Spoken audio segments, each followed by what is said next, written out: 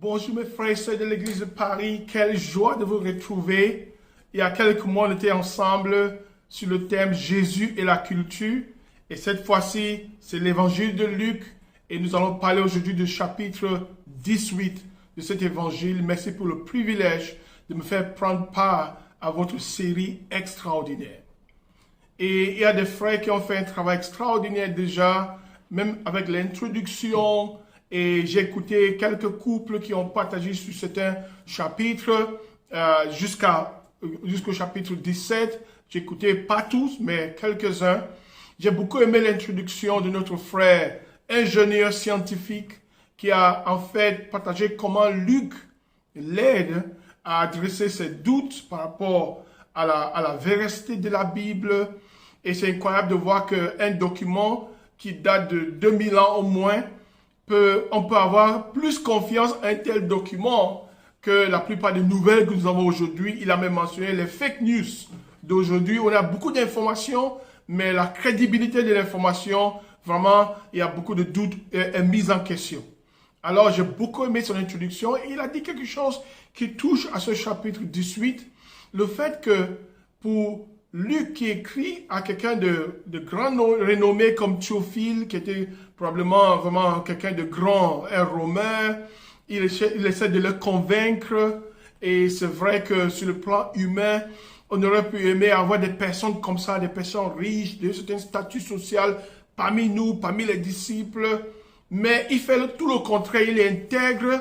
Et dans l'histoire qu'il partage, il lève plutôt les pauvres. Et au contraire, c'est comme s'il n'y avait même pas d'avantage d'être riche. Quand on voit l'histoire du jeune homme riche, ou bien l'homme riche et Lazare, Luc 16, dont Brad et son épouse avaient parlé. C'est extraordinaire de voir ça. Et ce thème commence très tôt déjà dans l'évangile. On voit dans le Magnificat de Marie, où elle dit dans son chant, « Mon âme célèbre la grandeur du Seigneur », verset 46, « et mon esprit se réjouit en Dieu mon Sauveur, parce qu'il a porté le regard sur son humble servante. » Et ça continue au verset 52 par exemple, il dit ici, 51 déjà même, il dit, il a agi avec force de son bras, la force de son bras, il a dispersé ceux qui avaient dans le cœur des pensées orgueilleuses, il a renversé les puissants de leur trône et il a élevé les humbles. Il a rassasié des biens les affamés, ceux qui ont faim, et il a renvoyé les riches, les mains vides. On voit déjà dans le chant de Marie, le Magnificat, ce thème est introduit. Ce thème commence depuis l'Ancien Testament. Les prophètes comme Amos, c'était des prophètes de la justice sociale. Les prophètes comme Michée, les prophètes comme Ésaïe, même Jérémie, c'est des prophètes qui prêchaient la justice de Dieu dans le sens où Dieu veut s'assurer qu'il y a justice dans la société, que tous les hommes créés à l'image de Dieu sont traités de la même manière.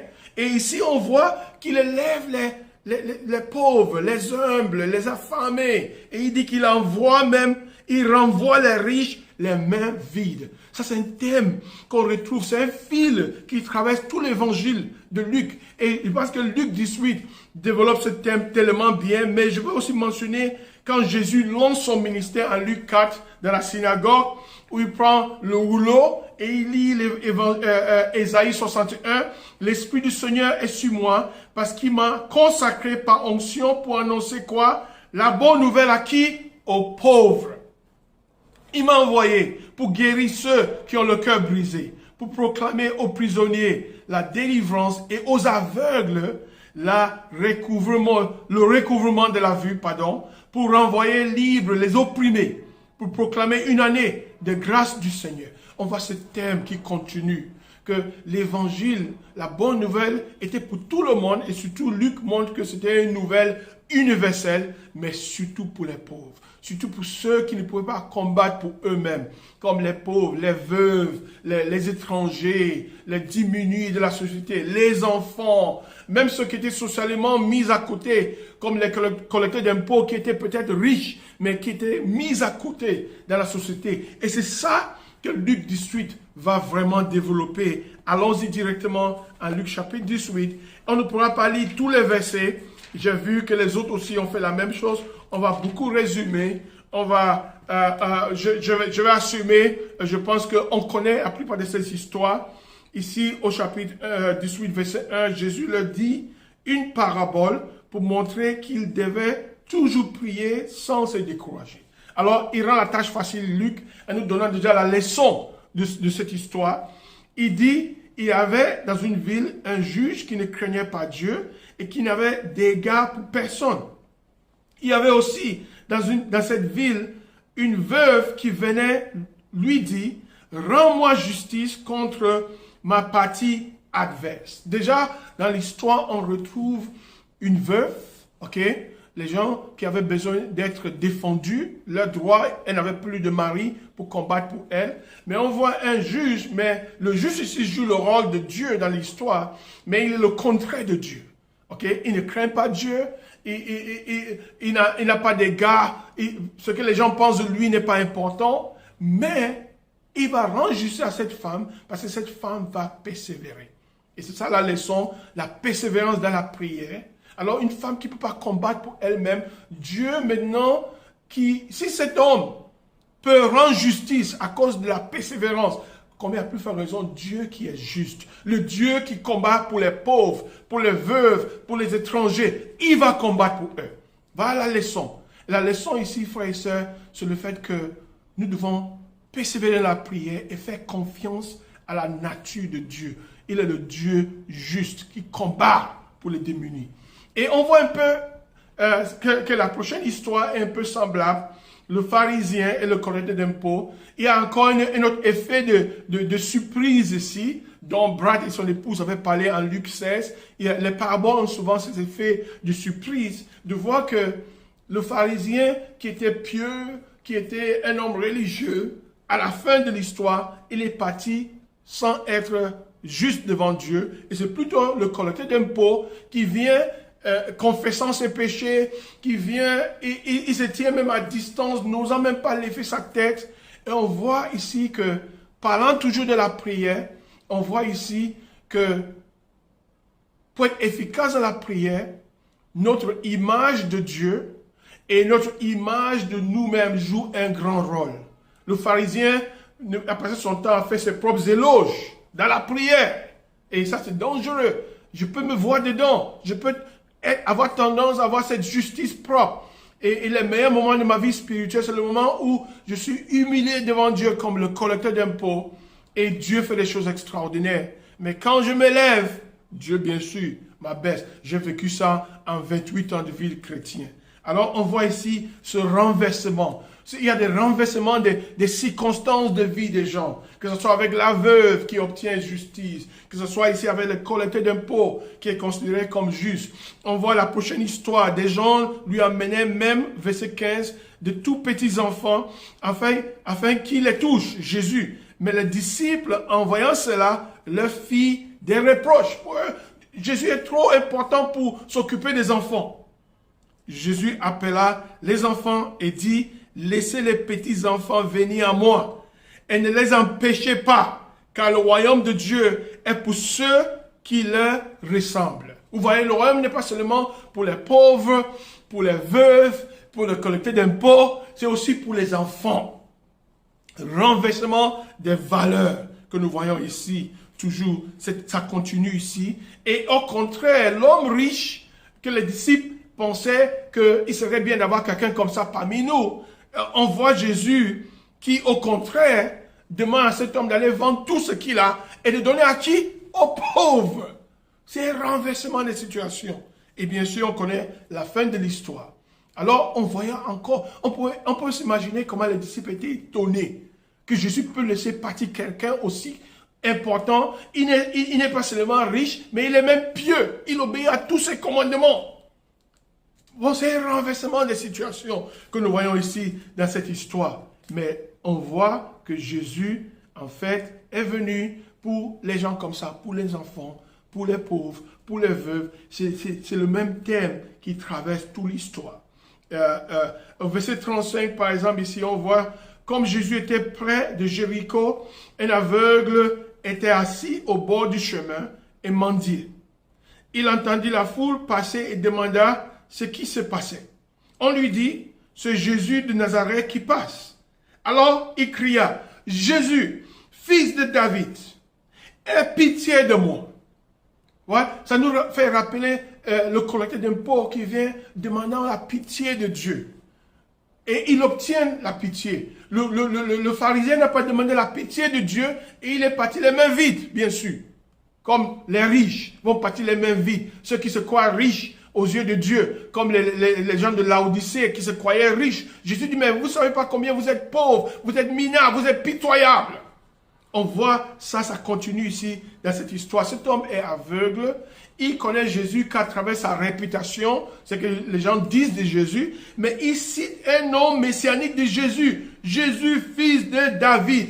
Un homme aveugle voit Jésus mieux que les religieux, que les pharisiens, que les autres. Le collecteur d'impôts voit Dieu mieux que le pharisien dans l'histoire qu'on a vu tout à l'heure. C'est extraordinaire de voir comment ça continue. Luc est en train d'enseigner quelque chose de très profond ici. Jésus s'arrêta et ordonna, verset 40, qu'on le lui amène. Quand il fut près de lui, il lui demanda, que veux-tu que je fasse pour toi? Il répondit, Seigneur, que je retrouve la vue.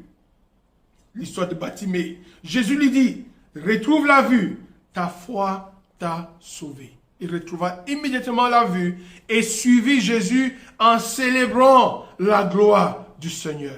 Voyant cela, tout le peuple se mit à adresser des louanges à Dieu. On voit ce fil qui traverse tout le chapitre. Mais entre-temps, il y a une histoire qui est un peu différente. C'est au verset 31. Jésus prit les 12 avec lui et leur dit, nous montons à Jérusalem et tout ce qui a été dit par les prophètes au sujet du Fils de l'homme va s'accomplir.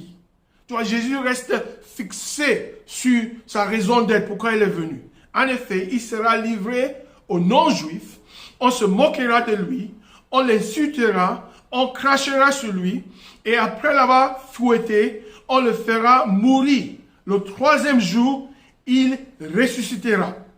Mais les disciples ne comprirent rien à cela. C'était pour ceux Jésus qui navigue entre la Galilée et Jérusalem, mais il savait qu'à la fin, on a déjà mentionné ça avant Jérusalem, mais ici, il donne plus de détails. Non seulement il va mourir, mais on va l'insulter, on va se moquer de lui, on va cracher sur lui, les tortures, on va le fouetter. On voit Luc est détaillé, c'est un médecin, il est dans les détails.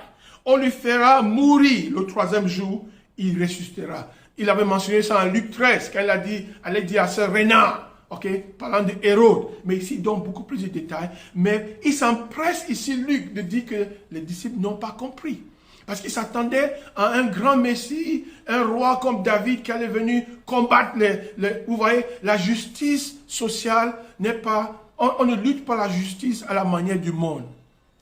C'est Dieu qui va combattre pour nous. Dieu va nous donner justice comme il a fait avec la veuve, mais on ne combat pas à la manière du monde. On combat d'une autre manière. Mais eux, ils croyaient à un tel Messie. Et ils ont raté le coche complètement. Et ici, ils s'empressent de montrer combien les disciples ne saisissaient pas le point sur le genre de Messie que Jésus était. Ça, c'est le point qu'on est en train de voir ici. Mais Jésus, on voit qu'il était toujours fixé sur sa mission d'aller mourir sur la croix, pour nous et pour nos péchés. Bon, ça c'est un point important que je voulais vraiment souligner ici, que en s'empressant de souligner que les disciples n'ont rien compris à cela, parce que leur idée préconçue d'un roi conquérant ont fait que l'idée d'un Messie souffrant leur a été cachée. On voit même Pierre qui avait confessé que Jésus est le Christ. Même sur le montant de la transfiguration, ils ont vu Jésus dans toute sa gloire. Mais la leçon ici, c'est que les vieilles idées meurent difficilement. Faisons attention à nos idées préconçues. Ça meurt difficilement. Alors, frères et sœurs, toutes ces histoires ont quelque chose en commun. Dernièrement, au Nigeria, nous avons connu des grands protestes. Les jeunes ont protesté contre le gouvernement parce qu'il y a tellement d'abus Il y a tellement, et c'est qu'en France aussi, il y a beaucoup de mouvements sociaux, il y a beaucoup de choses, même dernièrement avec ce qui s'est passé là-bas, avec les tueries et tout dans l'église, il y a beaucoup de choses sociales, dernièrement avec le racisme. Ça, c'est un thème important, et parfois on se pose la question, où est la place de l'église dans tout ça? Est-ce qu'on doit être tellement pieux comme les moines et rester loin des réalités du monde et seulement chercher à sauver les perdus? Ou bien est-ce qu'on doit maintenant rentrer dans la politique pour changer les statuts, changer le gouvernement et tout et tout? Je pense que c'est deux extrêmes. Mais Jésus était, lui, un défenseur des pauvres, des veuves, de ceux qui étaient opprimés dans la société, mais ses valeurs et sa manière étaient différentes. Il est venu construire une communauté complètement différente de la communauté qu'on connaît autour de nous. Il a demandé à ses disciples d'être cette lumière du monde, le sel de la terre, comme en Luc chapitre 6. On avait vu ça en Luc chapitre 6, quand notre évangéliste avec sa femme avait parlé de... Non, ou bien c'était Yannick qui avait parlé de Luc 6, plutôt, je pense. Alors, il y a des leçons pratiques à tirer de tout ce qu'on vient de voir, frères et sœurs. Quelles sont certaines histoires qu'on peut tirer de tout ce qu'on vient de voir ici? Je peux commencer par parler de la justice de Dieu. Et dernièrement, j'ai commencé à faire une étude sur ça. J'ai enseigné la semaine dernière là-dessus. La justice sociale, selon Dieu, selon la Bible, c'est que nous devons épouser le cœur de Dieu pour les personnes moins privilégiées de la société. Et vous êtes un exemple à Paris. La manière dont vous accueillez vous êtes en train d'accueillir les étrangers, en train d'apprendre les différentes cultures. Il y a même des jeunes qui viennent de l'Allemagne qui sont là-bas chez vous. Il y a un couple qui s'est marié dernièrement, qui vient de l'Allemagne. Je suis ami à leurs parents.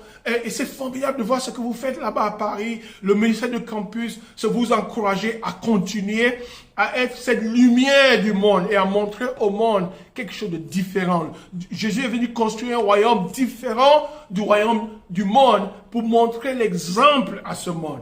Alors, la justice de Dieu, épousons le cœur de Dieu pour les personnes moins privilégiées, les veuves, les enfants. On voit le renversement des valeurs du royaume. Il faut qu'on ait la vision spirituelle. De voir un homme aveugle et qui voyait mieux que même les disciples, que même les pharisiens. L'aveugle, comme Zachée par exemple, était un étranger sur le plan religieux, mais ils sont devenus maintenant disciples de Jésus. Par exemple, les nouveaux convertis parmi nous, ils apportent beaucoup à l'église. Ils apportent l'enthousiasme renouvelé pour l'évangile. Ils donnent à l'église l'accès à de nouveaux champs missionnaires. C'est qu'en Europe, on veut commencer à implanter des églises. J'ai appris la nouvelle et je suis chaud. Si je peux vous soutenir d'une manière ou d'autre, j'aime la mission. Donner une nouvelle perspective. C'est ça que les nouveaux convertis donnent à l'église. Et surtout quand ils viennent des autres rangs sociaux, ils apportent quelque chose que nous, on n'a pas. Même quand on donne aux pauvres, comme la manière dont les frères et sœurs en Europe, aux États-Unis, parfois soutiennent même les missions en Afrique et tout et tout. Quand vous donnez, vous recevez beaucoup plus même sur le plan spirituel. Ça, c'est un thème qu'on voit. On voit c'est la prière, la nécessité de persévérer dans la prière et d'être humble dans la prière comme le collecteur d'impôts, persévérer comme la veuve dans la prière. Frères et sœurs, ça fait 28 ans que je suis disciple. C'est maintenant que j'ai l'impression que c'est maintenant que beaucoup de promesses de Dieu sont en train de se réaliser dans ma vie. Mais il a fallu persévérer pendant presque 3 décennies pour voir ça se réaliser. La vie chrétienne, c'est une vie de persévérance. C'est une course de fond. C'est pas 100 mètres. Il faut la persévérance dans la vie chrétienne. Il faut persévérer et prier des prières vraiment désintéressées. Prier pour nos ennemis. Prier de toutes sortes de prières comme Ephésiens 6 le dit. Il faut lever les mains saintes sans colère ni constatation comme le dit 1 Timothée chapitre 2 verset 8. Frères et sœurs, tout ça c'est capital dans la vie chrétienne. Alors je termine en vous encourageant frères et sœurs à épouser ces renversements de valeurs, à épouser le cœur de Dieu pour les démunis. Nous sommes en train d'apprendre ces leçons ici même au Nigeria où l'écart entre les riches et les pauvres, il y a un écart terrible. Peut-être vous avez vu à la télévision les pauvres qui rentrent dans les trucs pour prendre des sacs qu'on avait donnés pour les palliatifs de Covid que les gens ont gardés. Frères et sœurs, dernièrement, ma femme et moi, on a aidé une femme qui qui était sans abri a trouvé un abri. Frères et sœurs, on doit combattre pour les gens diminués de la société. Et c'est que vous faites ça, continuez de faire ça, et que Dieu vous bénisse, et à lui seul soit la gloire. À bientôt.